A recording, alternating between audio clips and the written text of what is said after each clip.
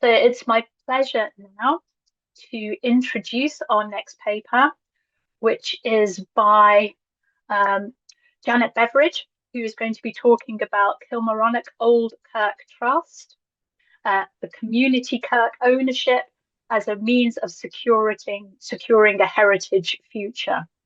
So I will just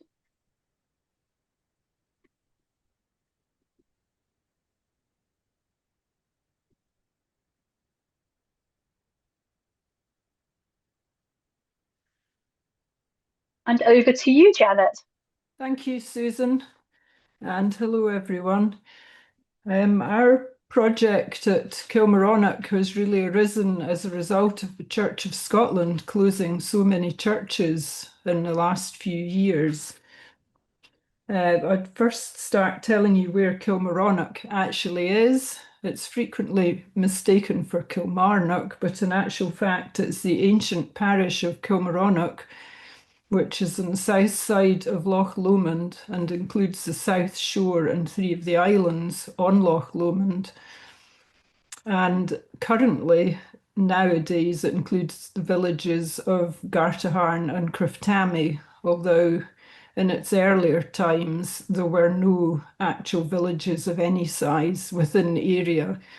It's essentially an agricultural parish, and it probably dates back to early Christian times.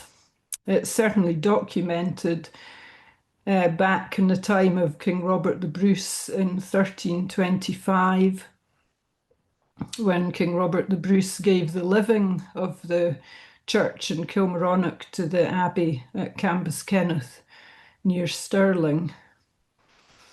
It's in the council area of Western Bartonshire, and in actual fact, Western Bartonshire Council still run the graveyard that surrounds the kirk.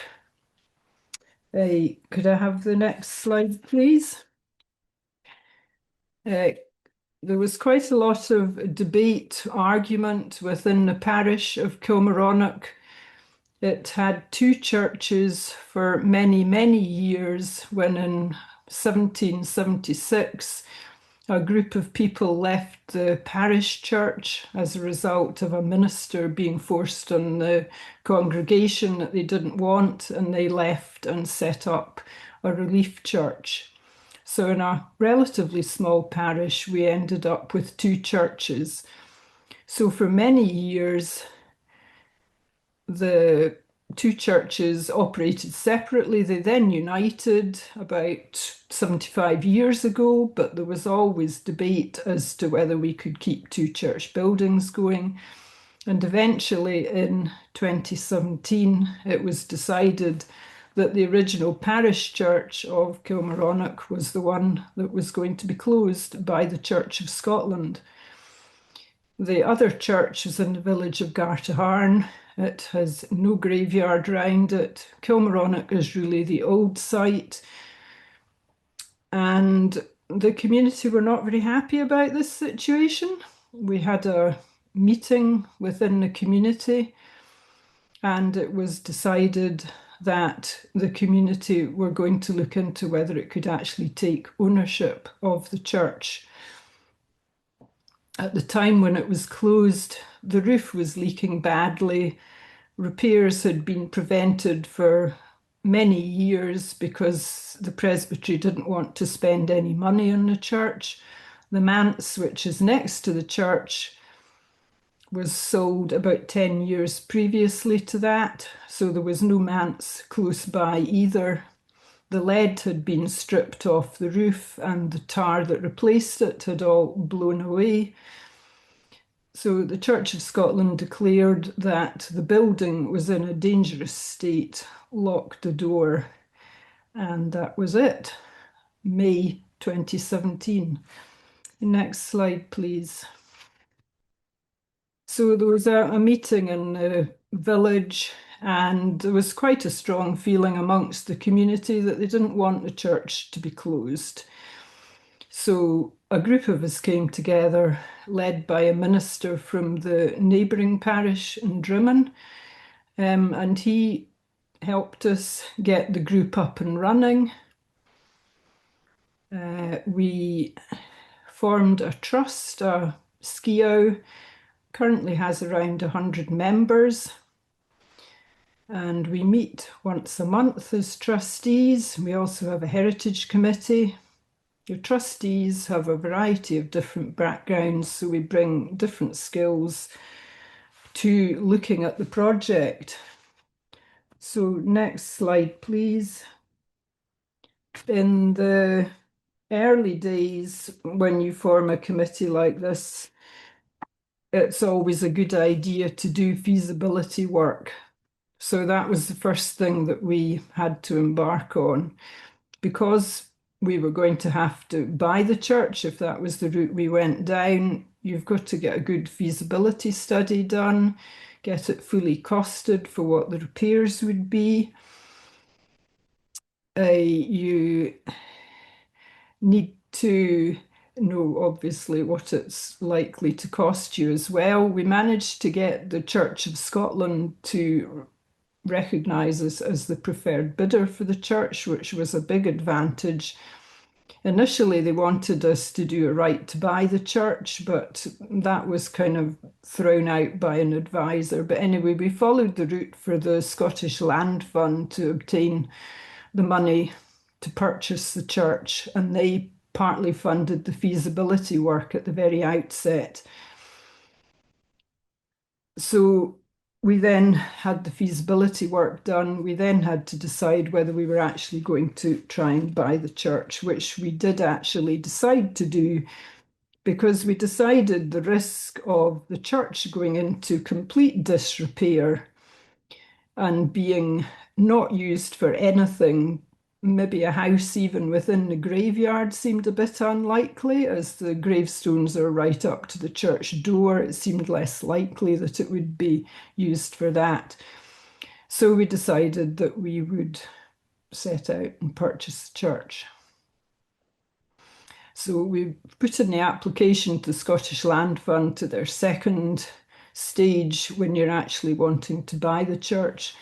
We were granted funding for that, and it took a very long time for that to come through due to legal delays with the Church of Scotland. They were really quite challenging to work with, and we were one of the earlier churches going down the route to become community owned. It wasn't really something that they were terribly keen to accept as something that would happen. And having also completed the feasibility work, it became obvious that there was also the option of buying the glebe, which went with the church, and a reasonable sized car park. During a feasibility study, it suggested that we might be able to, or we suggested that we might be able to generate income to help run the whole site by creating a natural burial ground within the glebe, which was an area of 6 acres. So it's really, a reasonable size of land.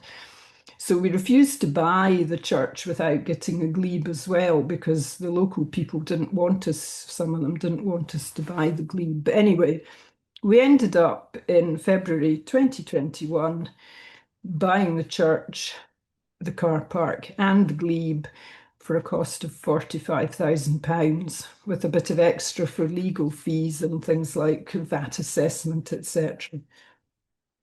Could we have a next slide, please?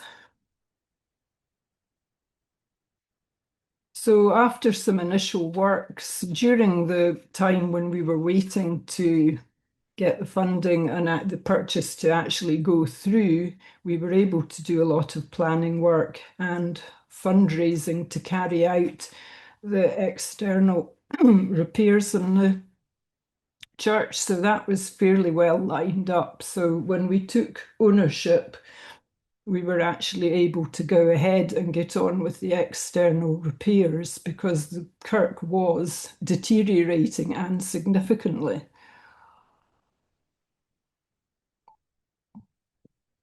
Sorry, I've got a bit of a crook in my throat. Can I have next slide, please? So it was quite a major job, the external work. It had all been pointed with cement mortar, so that all had to be picked out, and lime mortar was put in. It was requiring to be reslated. It's covered with Aberfoyle slates, and we managed to get half the slates redressed to cover one side and got second-hand slates to do the other side. There was a lot of stabilisation work went on in the Belcott and various other bits of work round about as well. But I think we won't go into too much more detail there, but with every £300,000 project run by a community, I think there are some hiccups along the way. Now let's move on to the next slide to see the before and after. The church building now looks wonderful. This is a church that was built in 1813. It was built on the site, or at least we think it would have been pretty much the same site as an earlier church that was listed in the old statistical account of the 1790s as being in a state of great disrepair. So we think probably the church has been on that site, certainly for at least two buildings. The graveyard is surrounding the church, and the old church wall is largely in place. It was first built in 1695, and the variety of different gravestones in the graveyard tells one about the history of it. Could I have the next slide, please? So the second phase of work we did, there was no facilities in the church building. We had to make the church building fit for use by a variety of users. Initially, we had to hire toilets to put at the church door. There was no water in the building. So we were fortunate to get the plot just to the north of the church, where we were able to put in some infrastructure for that and get the water into the church. And the internal work, which we called phase 3, was able to start last year and completed at the end of last year. So we now have toilets, a small kitchen, redecoration within the kirk. The roof, the ceiling did not fall in. No hard hats were ever necessary. It really only required a lick of paint once it had been allowed to dry out properly. We have an area to the north of the church where some of the septic tank works, etc., were located. We're trying to put in an outdoor seating area there. And we also have quite a big heritage programme, which was one of the reasons why the National Lottery Heritage Fund were willing to take on the phase 3 works, because they were willing to fund the repairs to the kirk if there was a sufficient heritage project in the way of displays and projects that would be flowing from the interior works. So that was really how we managed to get funding, 50% funding for the internal works lined up there. Could I have the next slide, please? So I think this is maybe a bit of an unfair picture I've got up here, but the interior of the kirk was fairly radically altered. The pews were all removed. We did keep the character, though, of it. That was upmost in our mind, was to keep the character of the kirk. We levelled the balcony, which you can see top left in the slide, so that was a dedicated heritage area with a glass window which now opens so that people can either be part of the main hall or a separate area upstairs, which is handy in the winter if we're trying to heat a smaller space. That was our candlelit service at Christmas, which was absolutely packed. So we've also always had a great deal of community support for the work that we have done. Oh, and the final point there, which we require to put in a lift to get up to the heritage space, and that is going in at the next couple of weeks. We weren't able to do it as part of the main phase 3 works, but it'll be going in just shortly. Could I have the next slide, please? So this work has all required a great deal of fundraising. We've raised over £1 million. The funders on the slide start with the ones who've contributed the most at the top of the slide. So the Heritage Fund from National Lottery, Forth Valley and Lomond Community-Led Local Development, which used to be Leader Fund, that has made a large contribution to various aspects of our work, and HES as well. The 2 Hugh minutes to Fraser, go. sorry? 2 minutes to go now, Janet. Okay, right. The Hugh Fraser Foundation, a local charity who Sir Hugh Fraser is actually buried in the graveyard, has also been very supportive. And local support as well has been absolutely pivotal in drawing in other funders. Could I have the next slide, please? So our heritage assets are many and varied, and they do keep turning up, and we can use them in our displays. I've already mentioned the ancient graveyard. We've managed to gather together all the old church records, none of which existed when we actually started about 9 years ago, but they've turned up in different places. We have a diary written by the Reverend Thomas Lecky in 1718, which is also a very interesting piece of work, which recounts his daily life then, which we're currently filming. We've got an archive of about 1,000 digital photographs. We've got the Kirk's communion silver and furniture. So these are all items we can use and display, and we are now actually opening on a regular basis, even though we've still got projects ongoing, and I think that will always be the situation to draw people into the Kirk. Could I have the next slide, please? This is the oldest slab that we have in the graveyard. It's dated 1622. And could I have the next slide, please? This is a pre-Reformation stone that we have, which is now on display in the Kirk. So we've got investigations to do in the graveyard. There are many buried stones, lots of work that we can be doing. May I have the next slide, please? So our opening of the building towards a sustainable future, we're now open on a Wednesday, 1 day a week, with volunteers available to show people round. And if we don't have too many people coming through, we've got tasks that we can do, like cleaning gravestones, photographing the gravestones, restoring some of the old oak furniture, which we've now got back.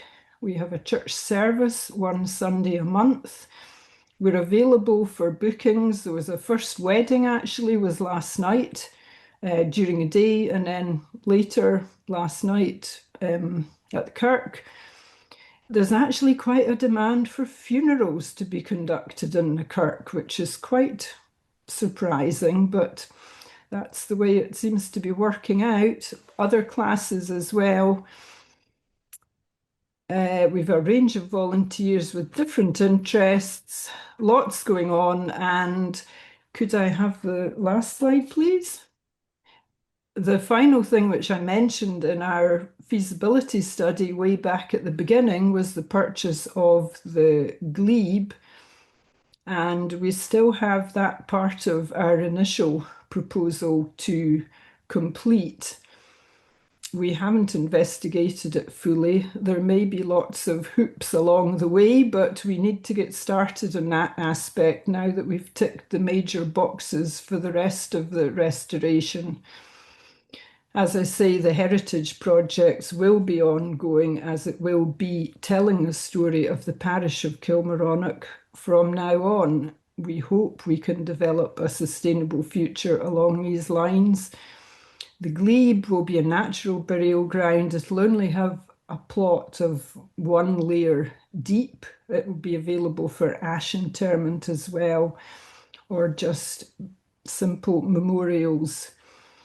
So this is the next stage of the work we will be moving on to, but it really is the story of a community getting behind a project. We have put in endless, endless hours of work, but we're all very rewarded by having been involved. Thank you very much. Janet, that was just brilliant. Thank you so much. That was really so clear, just being able to describe the scale of work that it has taken local volunteers to get to this stage, all of those years, and a tremendous amount of fundraising.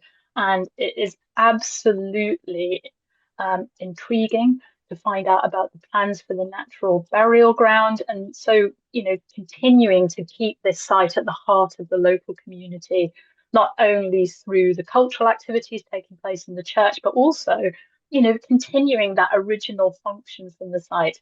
I'm really sorry that we don't have time just now to continue with questions, but there are a couple of questions that if you could respond to in the chat, that would be amazing.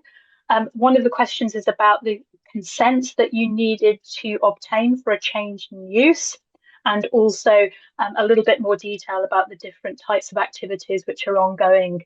But as I say, I am going to be sending out contact details after the event, so there will be a chance to ask the speakers about these questions directly.